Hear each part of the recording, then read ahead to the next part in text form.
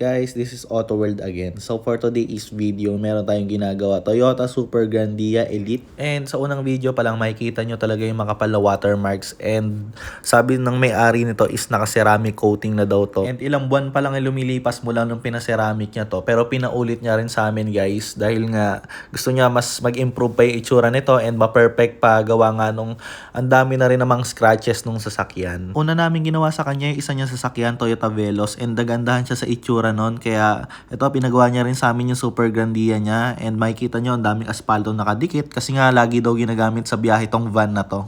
And di na namin na-video yung ibang watermarks niya dahil yung buong katawan nito is balot na balot ng watermarks yung buong katawan. Di na namin na-videohan guys, sorry dahil meron kaming time target. Hindi naman sa nagmamadali pero kailangan lang natin habulin yung oras dahil malaki tong sasakyan na to. And yes, pinapolish talaga namin yung mga singit-singit na yan para mawala yung mga scratches. Even the front emblem, tsaka yung sa likod, pati itong paglight housing, dinadamay namin yan. And yung may-ari nga pala nito is wala nang time magpunta sa shop namin. Kaya napag-isipan niya na ipa-home service na lang to sa amin. Well guys, okay lang naman. Pwede namin kayo i-home service. Konti lang naman ng home service charge natin. Around 500 pesos lang naman. And guys, wag na po kayo mag-comment kasi hindi namin kayo ma-accommodate. Mag-PM na po kayo. Just click the message down below and mag-message kayo. Sabihin nyo sa amin kung anong year model ng sasakyan, anong kulay. And yes, within the day po magsisend po kami ng quotation sa inyo or ng presyo para may idea po kayo kung magkano po abutin yung pagpapadetail or pagpapaceramic coating nyo sa sasakyan nyo. So guys, hindi ko na siguro bubuhatin yung bangko namin dahil kayo na mismong nanonood sa amin or kayong mga nakakilala sa Auto World ay kayo na mismo yung magsasalita kung yung gawa namin ay pulido or hindi. And pag nag-avail kayo ng services namin, ayaw namin nang malungkot kayo guys. Gusto namin masaya kayo. So yun lamang guys, maraming